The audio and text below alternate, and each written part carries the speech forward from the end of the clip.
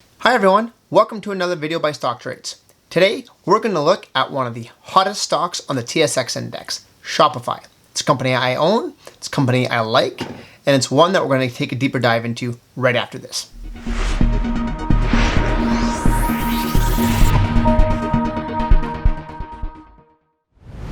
Before we jump into the video on Shopify, I just wanted to say congratulations to Luke R., the winner of our contest last week. So Luke, please drop a comment below and let us know what company you would like us to review.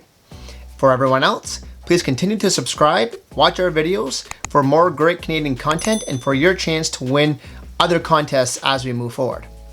So with that said, let's get into Shopify, Canada's top performing and arguably the best performing stock on the TSX index over the past 5 years. As you can see, if you didn't hold tech, you're likely going to be underperforming the index. This is especially true over the past year, where the pandemic has accelerated growth in a lot of tech areas, specifically software as a service, SaaS. These companies have absolutely exploded, and among them, Shopify. Shopify has been among the best performing stocks on the TSX index since its IPO back in 2015. In fact, if you look at the top 5 performing stocks of the TSX, each of those years, Shopify would be among them. So why has Shopify outperformed to such a degree? The answer is simple. The markets and analysts continue to underestimate the company. Let's take a quick look here at the company's performance since its IPO. You'll see a ton of green and not much red. In fact, the company has either met or beat expectations pretty much every quarter since it went public. The only miss was in the third quarter of 2019. Outside of that, it has beat or met expectations in every single quarter. It's this type of outperformance that has made Shopify a cult stock. There is nothing that seems to hold this company down. Thanks to Shopify's outstanding performance, it is now also the most valuable publicly traded company in the country. It is also the top weighted stock on the TSX index. This is important. Why? Because Shopify's performance is actually magnifying the performance of the TSX index. Through the end of July, the TSX index lost approximately 5.4% of its value. Through that period, Shopify accounted for 4.5 points of that performance. What does that mean? It means that without Shopify, the TSX index as of the end of July would be down by 9.9%. Its performance cannot be understated. Shopify is a beast. So where does it go from here? First, let's take a look at the company's latest quarterly results. As you can see, it was a blowout quarter for the company. Second quarter revenue grew by 97% and gross merchant volume grew by 119% over the second quarter of 2019. This surpassed even the most bullish of expectations. No one expected the company to do that well. Why did it do so well? Not surprisingly, the rapid shift to online commerce. The pandemic has accelerated the behavior patterns of consumers who are now buying more online. The shift to e-commerce is happening, and it's happening at an accelerated pace. The good news for Shopify shareholders is that the company is well positioned to take advantage. New stores grew by 71% quarter over quarter, huge numbers. Now, there is a little bit of a warning sign, if you will, and that is that the new stores that were created during the 90-day free trial were converting to paid subscribers at a slightly lower rate than merchants who joined prior to the pandemic. The likelihood of this is because those who joined prior to the pandemic weren't forced to do so. It was part of their broader plan. Those who joined during the pandemic were likely forced to do so and may not have had the support or the know-how or the wherewithal to continue with providing online services. It'll be interesting to see how this proceeds moving forward. Another weak area, point of sale channel. This refers to companies using Shopify's point of sale platform in store. Not surprisingly, it declined by 29% as several of its retail merchants were closed during the pandemic. On the flip side, retail merchants grew their GMV by 73% in the second quarter, up from the first quarter of 2020. Once again, big growth there. Gonna skip forward here to monthly recurring revenue. This is another key metric for the company, and that was up by approximately 21%. A little bit lower than expected. likely because of the 90-day free trial. The 90-day free trial is much longer than the previous 14-day free trial. On the flip side, Shopify Plus continues to do well and now accounts for approximately 29% of monthly recurring revenue, up from 26% previously. This is the number I really want to bring attention to. Gross merchant volume for the second quarter was $30.1 billion. Let that sink in for a second. $30.1 billion of transactions took place through Shopify's platform.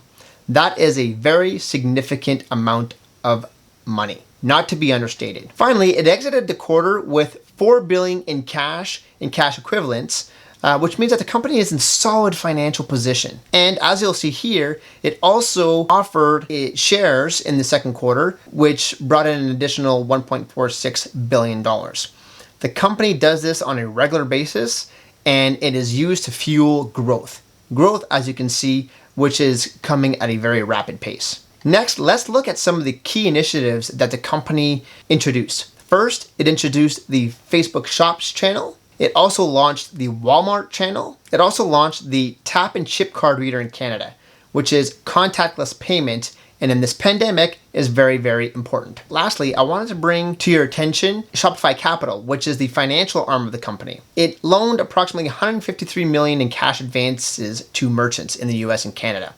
And through its inception, it has loaned approximately $1.2 billion of capital to merchants, with only $166 million, which is outstanding as of June 30th, 2020. So that brings an end to a quick overview of its last quarterly results. Bottom line, this is a company that exceeded all expectations.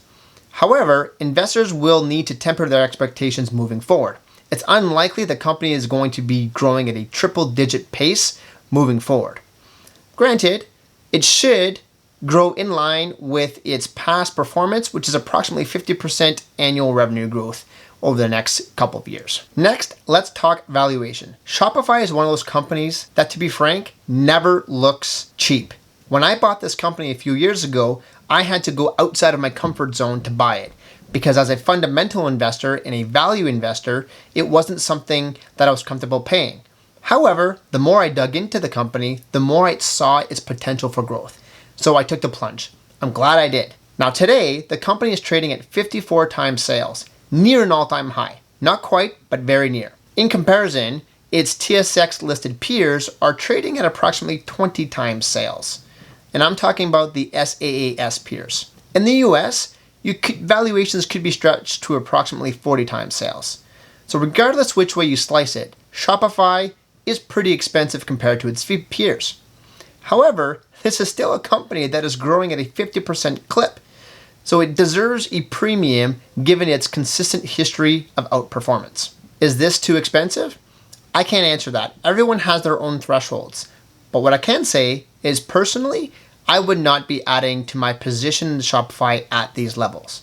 However, we are getting close to where I might, and here's why. In the past few years, as I've been watching Shopify, I've noticed a trend. Typically, the company retreats in and around the 20% range at least a couple of times a year, and that always proves to be a buying opportunity. If you take a look at this chart from this year alone, you'll see several times that this has happened. Let's ignore the immediate drop post-pandemic. All stocks dropped, so let's ignore that one for a moment.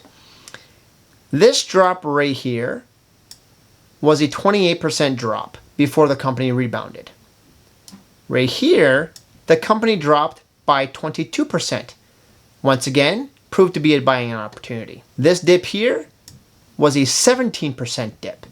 And today, we are looking at approximately a dip of in and around 12% since hitting an all-time high a few weeks ago. Now, at 12%, the company still may have some downside. It's neither in oversold territory, nor is it in overbought territory. So this means that there could be some more downside to the stock. Once the company hits that 18 to 20% mark, investors might want to consider looking at adding the company to their portfolios. Historically, this has proven to be a buying opportunity for the company. So in closing, Shopify is really a unique company. It is trading at a pretty significant premium, but in large part that premium is deserved based on its historical performance. This is a company that is continuously underappreciated, and the markets always underestimate its ability to execute. Given this, the company is a strong add on dips of double digits or more. I would say anywhere between 15 and 20%. Investors can start looking at taking a position. It has proven to be a buying opportunity in the past, and it is likely to be a buying opportunity moving forward. And with that, we're at the end of our video. Please let us know what your thoughts are on the company. Is it too expensive for you? When would you consider taking a position? Let us know. Let's have a chat in the comments below. Once again, please like our video and subscribe to the channel for more great Canadian content. Until next time.